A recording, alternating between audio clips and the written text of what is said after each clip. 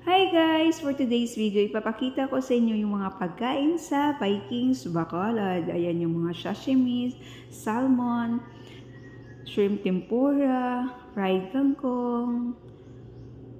Ito naman yung lamb section nila guys.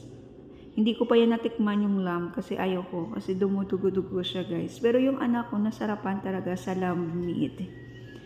Ito naman yung dessert section. Pwede kang gumawa ng halo-halo. May ice cream din. Gummy candies.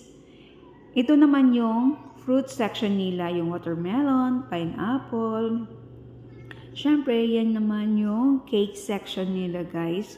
Meron silang slice cake, mini cake. So, iba't ibang flavor ng mga cakes nila guys. Marami kang pagpipilian dyan. Masarap din yung mga mini cakes nila guys. Ito naman yung mga siomai, siopaw, butchi, kimchi. Tapos ito naman yung guys, yung shabu-shabu section nila. So kung gusto may sabaw dun ka. Ito naman yung mga main course nila, yung mga ulam. So marami ka ding pagpipilian ng mga ulam nila guys. Ayan. Masarap din yung mga ulam nila dito. Yan yung fried rice nila. Ito naman yung pasta section.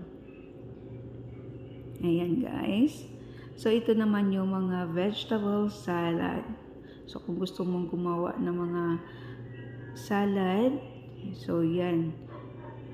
Marami kang pagpipilian dito. Ayan naman yung pasta nila. Iba't ibang flavor ng pasta. Ito naman yung mga iba't ibang drinks nila.